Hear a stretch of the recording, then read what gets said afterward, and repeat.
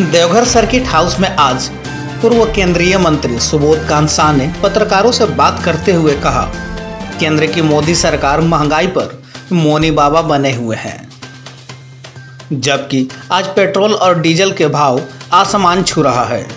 केंद्र की मोदी सरकार गरीब गुरबों का खून चूसने का काम कर रही है। वहीं 2024 के चुनाव में मोदी सरकार को जनता उखाड़ फेंकने का काम करेगी।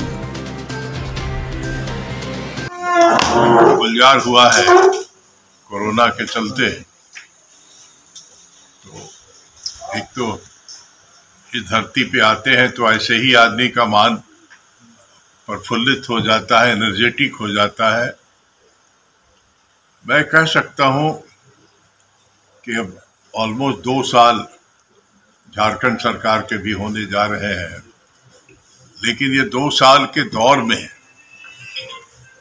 झारखंड की सरकार के प्रति जो सौतेलापन केंद्र का रहा है, बड़बोलापन उनके लोगों का रहा है, उससे इस राज्य के जनता का नुकसान हो रहा है। आप देखिए डीजल पेट्रोल, क्योंकि ये हमारा 29वां बैकवर्ड स्टेट है पूरे देश में, जो रैंकिंग है ये 29वां स्टेट है जिसको 17 बरस भाजपा ने राज किया था यहाँ। और कोरोना में राज्य का बजट आधा से ज्यादा कटल होते रहा है। भले ही प्रधानमंत्री जी का 8,000 करोड़ का जहाज आया है, नया पार्लियामेंट 30-40 हजार करोड़ रुपए का बन रहा है, ये सब चीजें शायद 2 साल 5 साल रुक सकती थी, लेकिन लोगों को राहत का जो काम था, जो राज्यों को सुसज्जित करने का, मजबूत करने का काम था, वो न करके प्राथमिकता उनकी ये रही। फिर भी मैं ये कह सकता हूं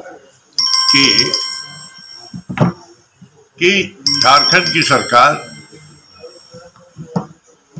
अपने लिमिटेड रिसोर्स में जो कर रही है, लेकिन अब इस सरकार को आम लोगों से जुड़े सवाल, चाहे वो बेरोजगारी से जुड़ा हुआ सवाल का, महंगाई भत्ता से जुड़ा हुआ सवाल था, उस पर एकमुश्त काम करना चाहिए।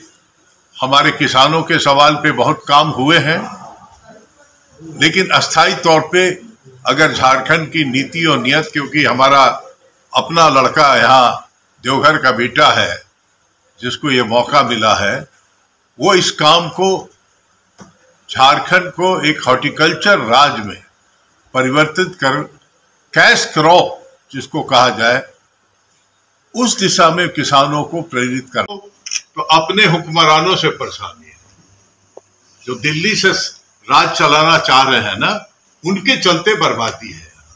यहाँ कॉमन मिनिमम प्रोग्राम नहीं बना, यहाँ सरकार का स्टीयरिंग कमेटी नहीं बना, यहाँ भागीदारी की जो कांग्रेस पार्टी की होनी चाहिए वो नहीं झलक पा रही है।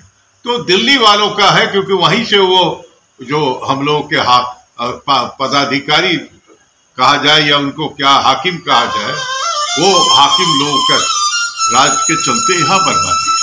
और इसीलिए थोड़ी बहुत आपस में, लेकिन सरकार में मूलतः हम सब लोग, क्योंकि हमारी सरकार है, हमने 3 साल लड़ के इसको बनाया है, इसलिए इसका नुकसान हम नहीं होने।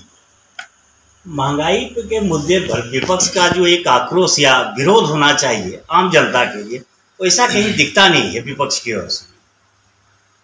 चर्चा जरूर होती है कि महंगाई बहुत बढ़ रही है, विपक्ष की बात जो करते हैं, लेकिन अपेक्षा आप करते हैं कांग्रेस से।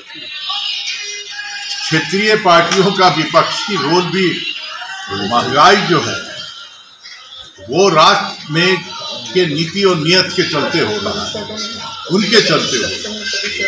जैसा मैंने कहा कि 28 लाख करोड़ अगर एक्साइज ड्यूटी कमाया है मोदी सरकार ने, तो पैसा कहाँ गया? वो कहाँ गया?